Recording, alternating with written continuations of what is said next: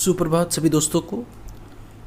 आज की वीडियो में हम लोग बात करेंगे दैनिक जागरण के हवाले से एस्टेट रिलेटेड जो काउंसलिंग कल हुआ है उसके रिगार्डिंग क्या खबर आ रही है। तो हेडलाइंस में आप देख रहे होंगे, यहाँ पे लिखा हुआ है अनुपस्थित अभ्यर्थियों की दोबारा काउंसलिंग नहीं होगी, है ना। तो जैसा कि बार बार बताया जा रहा है कि जितने भी कैंडिडेट्स जाएंगे काउंसलिंग के लिए उनको 3 बार अनाउंसमेंट किया जाएगा माइक से। अगर जो कैंडिडेट्स अवेलेबल हैं उनका तो हो जाएगा, और अगर वो कैंडिडेट्स को पुकारा जाएगा 3 बार, अगर वो नहीं सम्मिलित होते हैं तो अगर रिक्तियाँ रह जाएगी तब आपको चांस मिलेगा। और यहाँ पे आज के पेपर से ये आ रहा है कि जितने भी अनुपस्थित हैं, अब्सेंट है, अब्सेंट वाले का तो होना ही नहीं है ना, उनकी काउंसलिंग ही नहीं होगी। तो ये बहुत बड़ी बात है। चलिए देख लेते हैं डिटेल में क्या दिया हुआ है। शिक्षक नियोजन के लिए सोमवार को आयोजित काउंसलिंग के बाद आधी से अधिक सीटें खाली रह गई। तो बहुत बड़ी बात है उन अभ्यर्थियों के लिए जिनका नेक्स्ट काउंसलिंग में या जिससे नेक्स्ट मेरिट में है, लिस्ट में जिनमें नीचे हैं, उनके लिए अच्छी खबर है। क्योंकि अगर सीटें खाली रह जाएगी तो आपके चांसेस, मतलब आपके होने की चांसेस बढ़ जाती है। 35 रिक्त सीटों पर मात्र 13 शिक्षकों का ही चयन हो पाया। तो 35 वैकेंसी थी, उसमें 13 शिक्षक ही का ही चयन हो पाया, मतलब 13 शिक्षक ही वहाँ पे गए होंगे। अब उनके प्रमाण पत्रों की जांच के उपरांत नियुक्ति पत्र प्रदान किया जाएगा। अब जितना भी यहाँ पे 13 शिक्षक जो गए हैं उनकी क्या होना है, उनके प्रमाण पत्रों की जाँच होगी, उसके बाद उनको नियुक्ति पत्र प्रदान किया जाएगा। शिक्षा विभाग के अनुसार रिक्त सीटों पर अगले चरण की काउंसलिंग में दूसरी मेगा सूची में शामिल अभ्यर्थी भाग लेंगे। तो रिक्त सीट पदों पर अगले वही चीज़ बताया गया है, दूसरी मेगा सूची में जो भी अभ्यर्थी हैं जो सेकेंड मेरिट लिस्ट में है या सेकेंड वेटिंग लिस्ट में है, उन पे वो जो भी वैकेंसी सीट रह गई है उस पर भरा जाएगा उसको। वहीं पहली मेगा सूची में नाम होने के बावजूद उपस्थित नहीं होने वाले अभ्यर्थियों को दूसरी काउंसलिंग में शामिल होने की अनुमति नहीं मिलेगी। तो ये एक बहुत बड़ी खबर है। सोमवार को राजधानी में 3 केंद्रों पर काउंसलिंग आयोजित की गई थी, है ना। सोमवार को 3 केंद्रों पे आयोजित किए गए थे राजधानी में, मतलब पटना पे, जिसमें 52 अभ्यर्थियों ने भाग लिया था। राजधानी के शास्त्री नगर बालक हाई स्कूल पर आयोजित काउंसलिंग के उपरांत जिला कार्यक्रम अधिकारी मनोज कुमार ने कहा कि चयनित अभ्यर्थियों को प्रमाण पत्रों के सत्यापन के बाद नियुक्ति पत्र प्रदान किया जाएगा। तो वहाँ पे जैसा कि बात किया जा रहा है बार बार शिक्षा विभाग की ओर से कि कहीं पे भी अगर काउंसलिंग हो रही है तो वहाँ पे कोई भी एक अधिकारी प्रेजेंट रहेंगे, और अगर किसी तरह का कोई प्रॉब्लम होता है तो वो उस चीज़ को हैंडल करेंगे। तो सभी जगह पे कोई ना कोई अधिकारी रहना का ज़रूरी है। तो यहाँ पर जो शास्त्री नगर बालक हाई स्कूल है, यहाँ पे भी आपके जिला कार्यक्रम अधिकारी मनोज कुमार उपस्थित थे, और उन्होंने चयनित अभ्यर्थियों को प्रमाण पत्रों के सत्यापन के बाद नियुक्ति प्रदान किया जाएगा। ये ऐसा बातें निकल कर आ रही है। काउंसलिंग में आधी से अधिक सीटें रह गई खाली।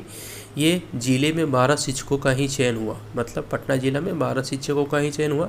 रिक्त सीटों पर अगले चरण की काउंसलिंग में दूसरी मेगा सूची में शामिल अभ्यर्थी भाग लेंगे।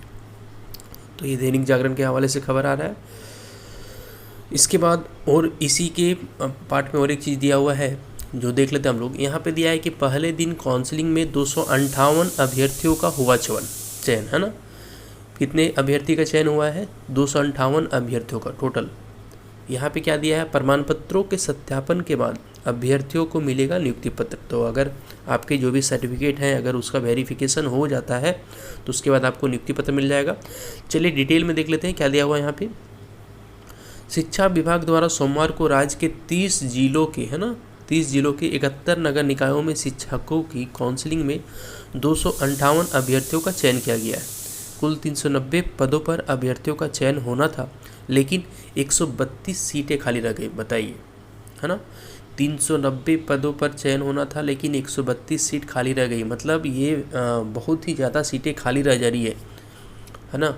पहले दिन 66.2% अभ्यर्थियों का ही चयन हुआ है। पहले दिन कक्षा 6 से 8 के लिए शिक्षकों का चयन किया गया। सर्वाधिक शिक्षकों का चयन कटिहार में किया गया। तो कौन सा जिला में सबसे ज़्यादा हुआ है? तो आपको याद रखना कटिहार में हुआ है सबसे ज़्यादा, 6 से 8 के लिए। यहाँ 24 अभ्यर्थियों का चयन किया गया।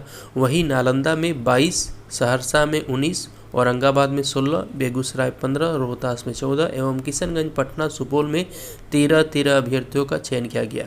तो टोटल सीट कितना था 390, उसमें कितने चयनित अभ्यर्थी हुए 258, 132 सीट खाली रह गए, जो कि यहाँ पे विवरण दिया गया कहाँ कहाँ पे हुआ है।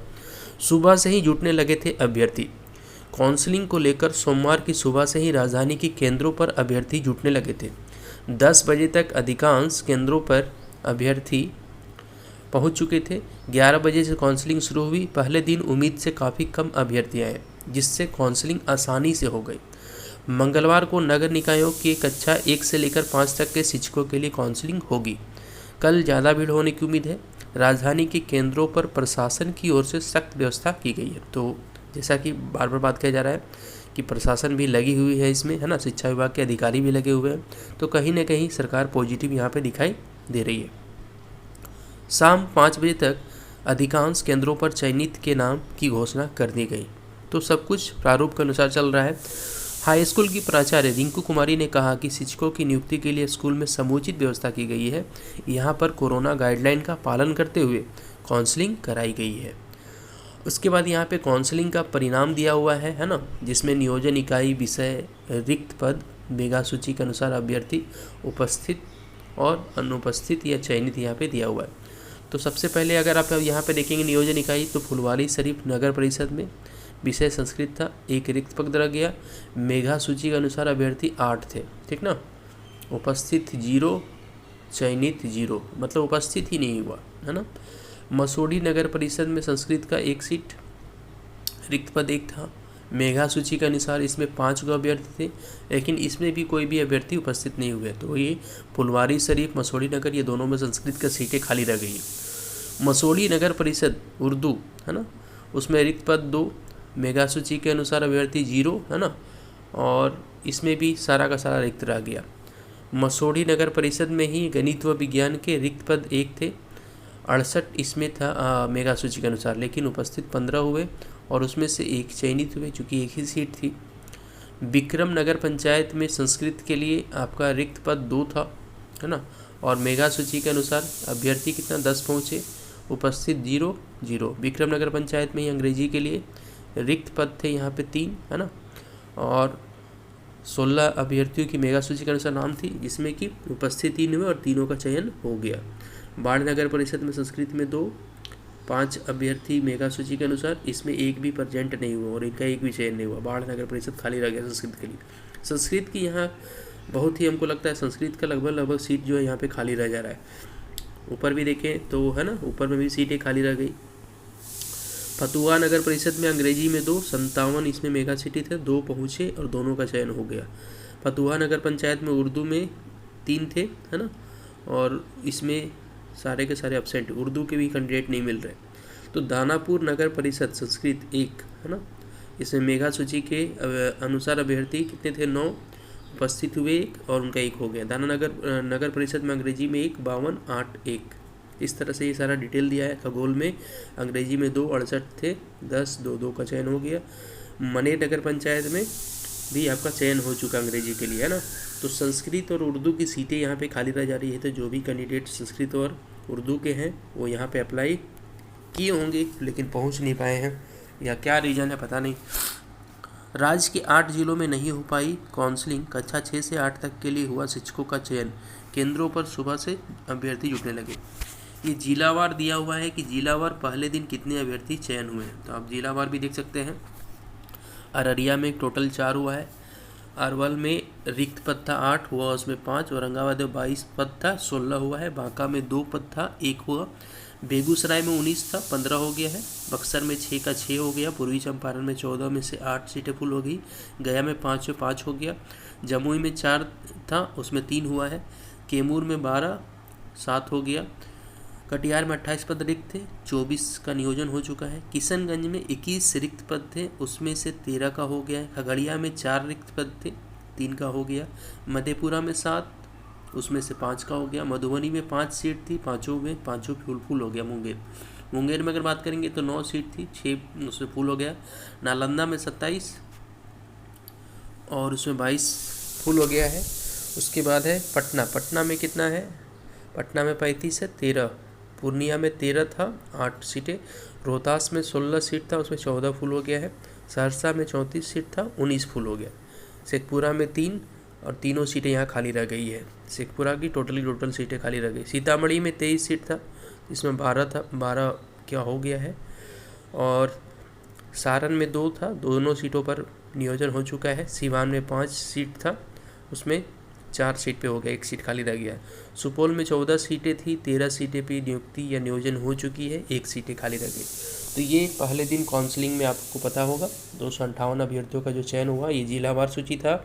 ये किस जगह पे ऊपर वाले में काउंसलिंग का परिणाम किस जगह पे कितने सीटें खाली रह गई किस सब्जेक्ट की, वो बताया गया है।